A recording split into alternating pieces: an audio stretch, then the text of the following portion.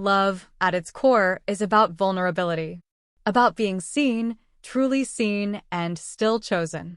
But what happens when your own mind constantly tells you that you're not good enough to be loved?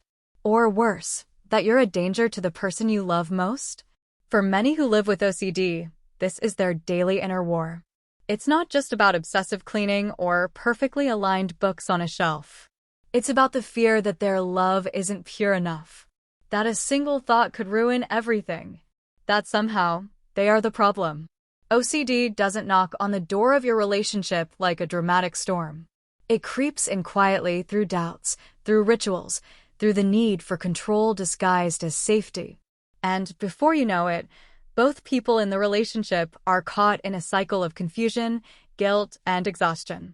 But this isn't a story of hopelessness. This is a map, a way to recognize the signs before love gets drowned by fear. In ROCD, love feels like walking through a haunted house with no way out.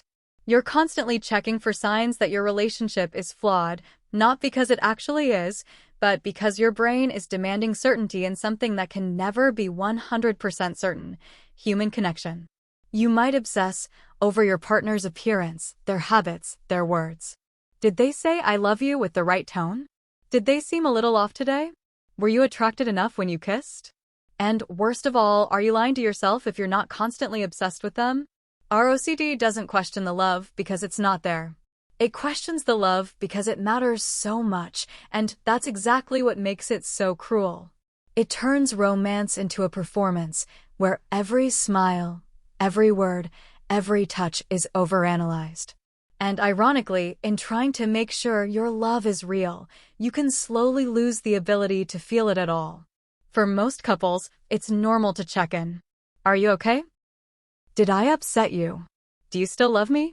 But when OCD is involved, this becomes compulsive. It's not about checking in, it's about chasing certainty. You might ask the same question 5, 10, even 50 times a day. You might text, then call, then ask again in person. And even if your partner says everything's fine, your brain tells you they're just hiding their real feelings. This can put the partner in an impossible position. They feel like no answer is ever enough. And slowly, they may start to pull away, not out of cruelty, but from sheer emotional fatigue. It becomes a relationship where one person is always asking, "Am I safe here?" and the other is always saying, "Yes," without being heard. People with OCD often feel like walking apologies, constantly worried they've done something wrong, even when they haven't. A harmless comment can spiral into hours of guilt. An intrusive thought becomes a moral crisis. Forgetting to say "I love you" at the exact moment can feel like a betrayal. And what's worse, OCD makes you doubt your own intentions. Was that smile too flirtatious? What if I'm secretly a bad person? What if I'm pretending to love them and I don't even know it? This guilt is relentless. It doesn't care about facts or logic. And when someone feels this guilty, this bad, for existing, they may start pushing their partner away, not because they've stopped loving them, but because they believe their partner deserves better. OCD thrives on rules, on rituals, on keeping things safe. But in relationships, these rituals can become cages. Maybe you have to text your partner at exactly the same time every day, or else you spiral. Maybe you need constant updates about where they are and who they're with. Not because you're jealous or possessive, but because your brain tells you, if you don't know, something bad will happen. You might insist on seeing every message. You might feel panic if plans suddenly change. And you might create little relationship routines that feel harmless at first, until they become the only way you feel okay. The problem? Love needs space to breathe. And when control replaces trust, that space disappears. Perhaps the most heartbreaking symptom of OCD in relationships is emotional avoidance. You may love your partner so deeply that the idea of hurting them, even unintentionally, is unbearable. So instead, you distance yourself. You stop initiating intimacy. You avoid deep conversations. You start saying things like, "You're better off without me," or "I'm just too much to handle." But the truth is, you're not trying to push them away. You're trying to protect them from the version of you that OCD tells you is dangerous. This kind of withdrawal doesn't look like fear, it looks like coldness. And that's what makes it so painful.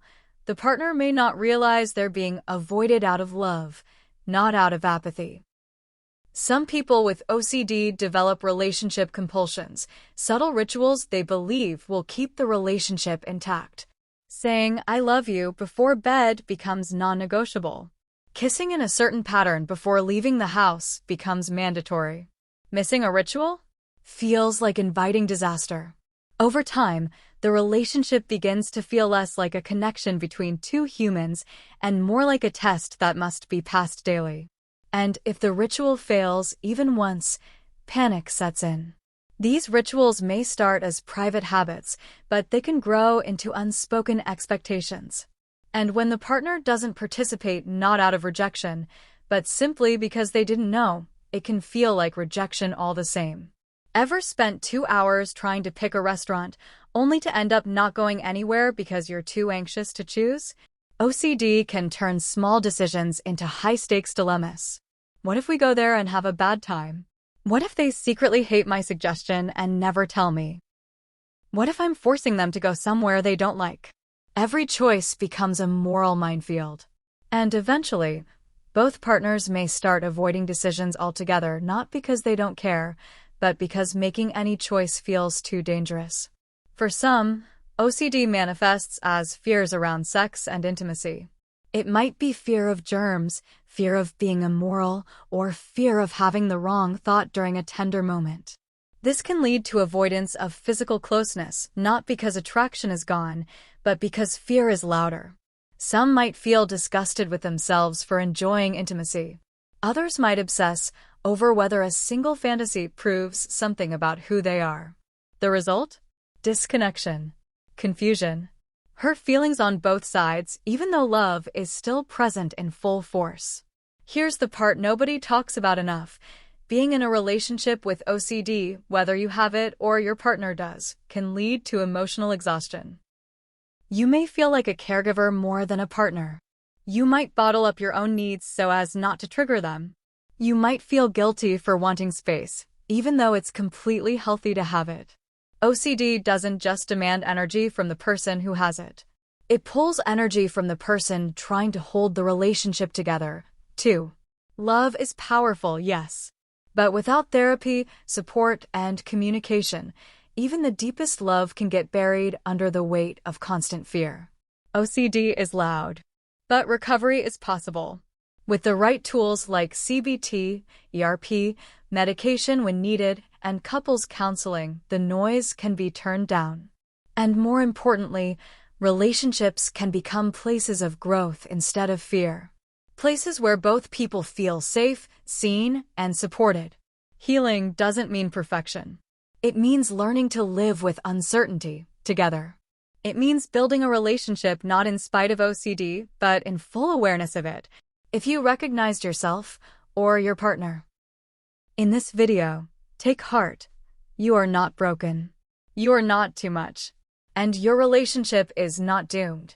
OCD is not your fault. But it is your responsibility to face it. And you don't have to face it alone. Reach out. Talk about it. Ask for help. Let therapy be a lifeline, not a last resort. And remember, love isn't just about holding hands on good days. It's about holding on through the storm together. Disclaimer: this content is for educational and storytelling purposes. It is not a substitute for medical or psychological advice. If you or your partner are struggling with OCD, please consult a licensed mental health professional. Healing is possible, and help is out there.